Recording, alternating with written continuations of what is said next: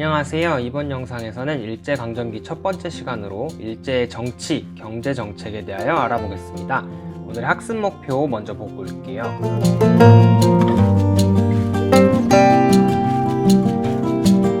지난 시간에는 근대화 과정 속 조선의 사회문화적 변화에 대하여 살펴보았습니다. 외국 문물들이 수용되면서 경인선을 시작으로 경부선, 경의선 철도가 신설되고 전화기가 생기는 등 다양한 변화가 생겼었죠. 제도적으로도 학교 제도가 바뀌면서 지금과 유사한 소학교, 사범학교 등이 생겼습니다. 이외에도 다양한 신문이 발간되면서 언론으로서의 역할을 해내었으며 박은식, 신채호 선생님과 같은 역사학자들이 조선의 상황에 대해 백성들에게 알리고 민족주의 역사학을 정립하였습니다. 좀 더 구체적인 내용이 궁금하신 분들은 이전 영상을 참고해주세요. 본격적인 일제강점기 상황을 살펴보기에 앞서 개괄적인 특징을 한번 살펴보겠습니다. 1910년 일본이 한반도를 공식적으로 식민지화시킨 이후부터 1945년까지를 우리는 일제강점기라고 하는데요. 이 시기 일본의 통치 방식은 10년 단위로 크게 변화합니다. 따라서 일제강점기를 공부하실 때는 1910년대, 1920년대, 그리고 1930년대와 40년대로 구분하여서 정치, 경제, 사회 정책을 살펴보고 각 시기별로 일제의 정책에 대항하여 우리의 선조들께서 어떻게 독립운동을 추진해 나가셨는지를 살펴보시면 되겠습니다. 자, 그럼 본격적으로 1910년대 일본의 한반도 통치 정책을 살펴보도록 하겠습니다. 한반도를 1910년 공식적으로 식민지로 삼는 데 성공한 일본은 조선 총독부를 설치하였습니다.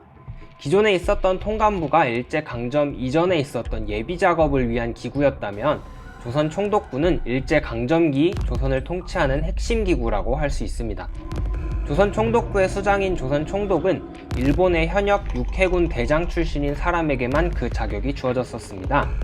이렇게 조선을 다스리는 총독이 된 사람은 입법, 사법, 행정권을 비롯하여 심지어 군 통수권까지 보유하는 등 한반도 내에서는 가장 강력한 힘을 가진 존재가 되었습니다. 총독의 출신만큼이나 식민지 초기인 1910년대에는 조선 사람들에 대한 탄압이 심했습니다. 이 시기에는 군인 경찰인 헌병이 일반 백성들의 치안까지 담당하는 헌병 경찰제가 시행되었습니다. 이들은 경찰 업무뿐만 아니라 우편 업무, 농사 개량, 민사소송 등 거의 모든 업무를 담당하였습니다.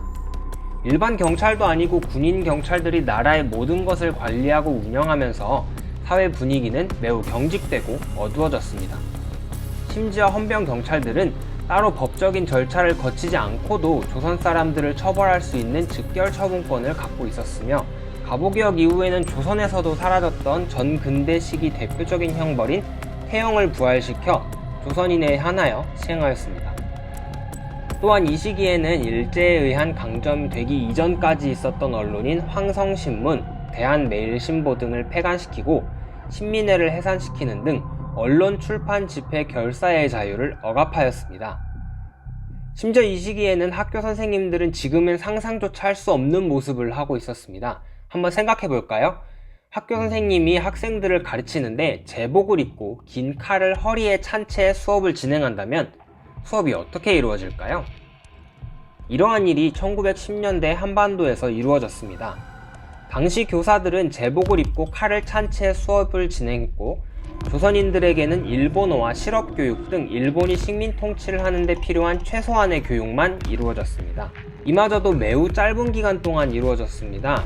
현재 대한민국은 초등학교 6년, 중학교 3년, 고등학교 3년, 그리고 대학 교육에 이르기까지 9년의 의무교육과 경우에 따라서는 12년에서 16년까지 교육을 받고 있죠. 물론 더 이상 받기도 합니다. 하지만 당시에는 고작 4년만 교육함으로써 조선 백성들에 대한 우민화 정책을 실시하였습니다. 즉, 조선 백성들을 어리석게 만든 것이죠. 이처럼 1910년대 일본이 우리 민족을 강압적이고 비인도적으로 통치한 것을 우리는 무단 통치라고 합니다. 이 무단 통치라는 명칭을 잘 기억해 주세요. 1920년대와 30년대에 일본의 변화가 생기면서 이 용어가 바뀌게 됩니다. 자, 이렇게 정치, 사회적인 영역 외에도 경제적인 부분에 있어서도 일본의 조선에 대한 수탈은 본격화되었습니다. 일본은 영국이 인도를 식민지화하기 위해 만들었던 동양척식 주식회사를 그대로 따와서 조선의 경제를 장악하고자 하였습니다. 그리고 조선 총독부는 근대적인 토지 소유 제도를 확립한다는 명분으로 토지조사 사업을 실시하였습니다. 하지만 토지조사 사업의 과정이나 방법 등을 살펴보면 일본의 의도는 근대적 토지 소유 제도 확립보다는 조선의 토지를 빼앗고 조선 총독부가 한반도를 통치하는 데 필요한 자금을 마련하기 위함에 있었음을 알 수 있습니다. 그 내용을 한번 살펴보면 일본은 일주일이라는 짧은 기한 내에 한자로 이루어진 복잡한 서류를 갖추고 해당 주인이 직접 신고하도록 하는 기한부 신고제를 실시하였습니다. 이로 인해 한자를 잘 알지 못하는 조선 백성들은 참여하는 데 어려움이 있었습니다. 그 결과 기한 내에 신고되지 않은 토지가 많아졌으며 특별히 왕실 소유의 토지의 경우 관념상 당연히 국가의 소유였기에 신고를 하지 않는 경우가 있었으며 가문의 토지와 같이 주인 관념이 정립되지 않은 토지 역시 신고하기 어려운 상황에 놓이게 되었습니다. 이처럼 여러 상황들로 인해 기한 내에 신고하지 않은 토지는 모두 조선 총독부의 소유가 되었고 조선 총독부는 이를 동양척식 주식회사와 같은 토지회사나 일본인들에게 싼 값에 팔아 넘기는 등 자금을 마련하였습니다.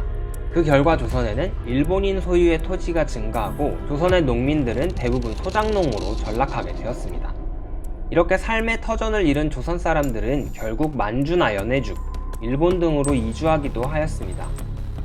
농업 분야 이외에도 일본은 회사령을 선포하여 조선에서 회사를 설립하기 위해서는 조선 총독부의 허가를 반드시 받아야만 설립할 수 있도록 하였습니다. 이로 인해서 한국인들의 기업 설립과 민족 자본의 성장은 억제되고 일본 자본은 조선으로 더욱더 유입되었습니다.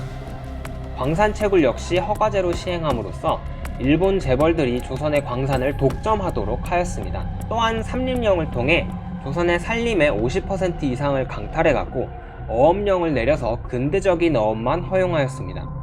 그 결과 조선 사람들의 삶은 매우 힘들어졌습니다. 오늘은 일제강점기 첫 시간으로 1910년대 일본의 정치, 경제, 사회적인 통치 정책에 대하여 살펴보았습니다. 1910년대는 일본이 조선을 식민 통치하기 위한 초기 작업을 시행한 시기로 조선 사람들에게는 일본에 대한 두려움을 심어주기 위한 정책들, 그리고 경제적으로는 조선의 자원들을 가져가기 위한 법을 시행하여 수탈하는 과정을 살펴보았습니다. 이후 이루어질 1920년대 일제의 통치는 이러한 1910년대 상황과 함께 1919년에 있었던 3.1운동의 영향으로 조금 변화가 생겼는데요. 이는 3.1운동의 상황을 먼저 살펴보고 나서 다시 1920년대 일제의 정책으로 돌아오도록 하겠습니다. 일단 오늘 배운 내용을 정리해 보겠습니다.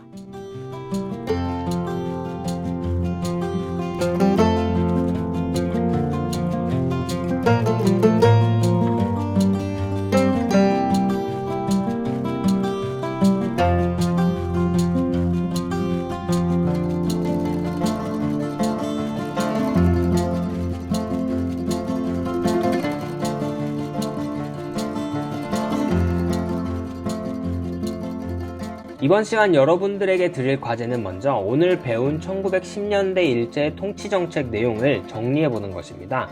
정치, 경제, 사회 등 전반적인 통치 내용들을 정리하면서 1910년대 한반도를 상상해보시면 좋을 것 같습니다. 그리고 이번에도 역시 수업 내용 중에 이해가 되지 않는 부분은 언제든지 질문해주시면 답변해드리도록 하겠습니다. 마지막 과제는 여러분이 1910년대 일제강점기 한반도에 살고 있었던 조선 사람이라고 가정하고 당시 1910년대 상황을 반영한 일기를 써보는 것입니다. 시대 분위기가 느껴질 수 있도록 구체적으로 적어주시면 되겠습니다. 다음 시간에는 1910년대 일제 이러한 통치 방식에 대하여 반발한 조선 사람들이 들고 일어난 사건, 대한민국 사람이라면 누구나 다 알고 있는 1919년에 일어난 3.1운동에 대하여 구체적으로 살펴보겠습니다. 오늘 수업도 수고 많으셨습니다. 다음 영상도 기대 많이 해주시고요. 그럼 우리는 다음 시간에 만나도록 할게요. 안녕!